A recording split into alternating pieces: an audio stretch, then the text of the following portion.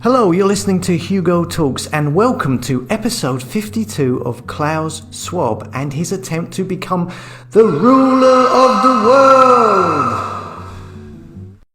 So people assume we are just going back to the good old world which we had, and everything will be normal again in how we are used to normal, in the old fashion. This is, let's say, fiction. It will not happen. Cut. Just to recap, Klaus Schwab and his World Economic Forum, made up of the 1,000 richest companies in the world, the Googles, the Amazons, the big tech, the big pharmaceutical companies, etc. They signed a strategic partnership with the United Nations in order to usher in their Agenda 2030 and of course the World Economic Forum's Great Reset, which looks to change everything we do and the economic structure of society, bring in cashless society, bring in a universal basic income, a world where you own nothing but will be happy, where you might get a microchip to buy and sell, a digital health passport and more, and have openly stated they are exploiting the current pandemic to bring all of this in. And so yesterday, Klaus appeared on Euronews for his latest interview. Now, Professor Klaus Schwab, founder and executive chairman of the World Economic Forum, believes a global reset is possible, and he's published a book about just that. And he joins me now. Hello there to you. Many thanks for joining us on the Global Conversation. I have a plan. Now, I wonder, what is Klaus going to talk to us about? Is he going to talk about his favourite flavour ice cream, what football team he supports, or is he going to talk about resetting the world again? Now, when you look at the state of the world right now, what's the first word that springs to your mind? The word reset, I think, is appropriate because Reset. Now there's a shocker. The word reset springs to mind. Didn't take long. we are now still fighting the virus, but we can be rather optimistic after what we have seen with the announcement of vaccines. Now we have to think how to structure, how to design the post-corona era. And here, of course, the word reset comes to my mind, because one thing is clear: we cannot come back to the old normal. We have to use this opportunity, as our parents and grandparents have done after the World War II, to really reflect on what went wrong and what could we do better.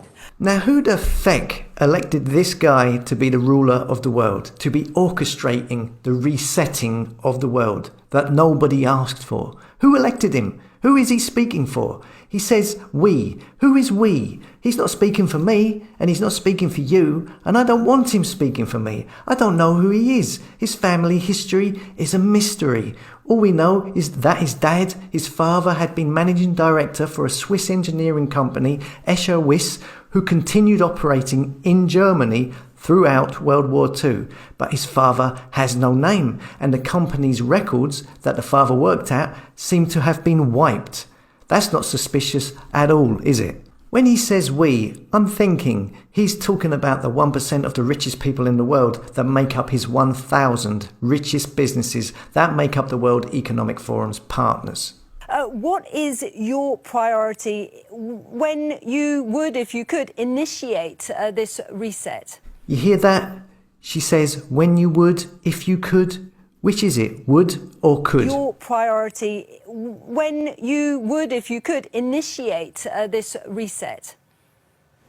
I think there are three dimensions, three priorities. The first one is to make the world more resilient, because we definitively will have to face other surprises, black swans, as they are called, maybe different kinds of viruses.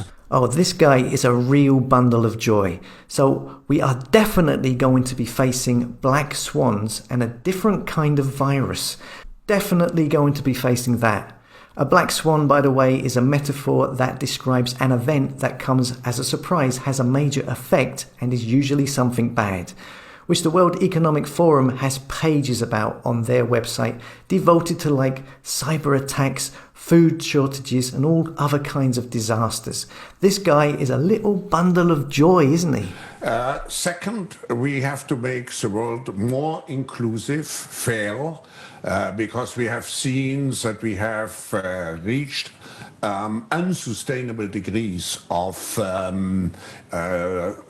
levels of people who felt excluded. There's a lot of people in lockdown at the moment who feel excluded, not being able to visit their family, not being able to visit someone sick in hospital, not being able to open their business. That's if they have a business anymore.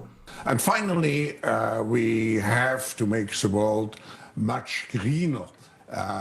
We finally have to put all our energy behind the decarbonization in order to avoid a major catastrophe in the future, of which we have, by the way, the first signs today. Again, it's all we this, we that. Nobody voted for this guy, and nobody would. Who would trust this guy? He comes across like a James Bond megalomaniac villain. Sadly, we do. Well, Professor, we're going to just touch on some of those issues you've raised. Okay, let's fast forward all this waffle, blah, blah, blah. Everything is independent on a global level. We need a systematic approach. I want a one world government, blah, blah, blah. Approach. We've got a bit of a problem then when it comes to COVAX, for example. While the EU was quickly to back this, we have players like the US, Russia. They're not on board. We may see the US also joining in the future. I think... We may see the US joining in the future. You see, obviously he wants Biden to get in there. Biden is definitely on board with all of this great reset. And more waffle, more we this, we that, we must make sure the world is not unfair, yap, yap, yap. And obviously you are a champion of multilateralism, a multi-stakeholder society.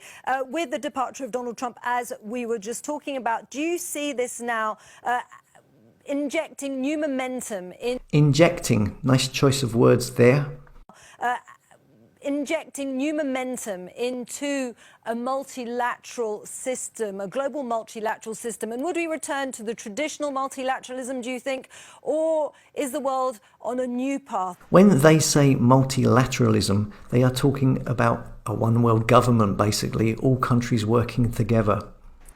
I think also here we need a reset. We cannot go back to the system of multilateralism which we have established after World War II. What we need... We have to do this, we have to do that. We cannot go back to the old way. This is not going to happen. Who is this guy? Who elected him to tell us all what to do? What we need is a reform of the international system. Just think of the WTO. We have to integrate the new dimensions of global trade, like everything which has to do with e-commerce and so on. So definitively, multilateralism will get a boost by the election of President Biden. He loves Biden. This is a big thing for them to get that Biden in. And I'm very hopeful that we can now create the necessary systems which we need for the 21st century.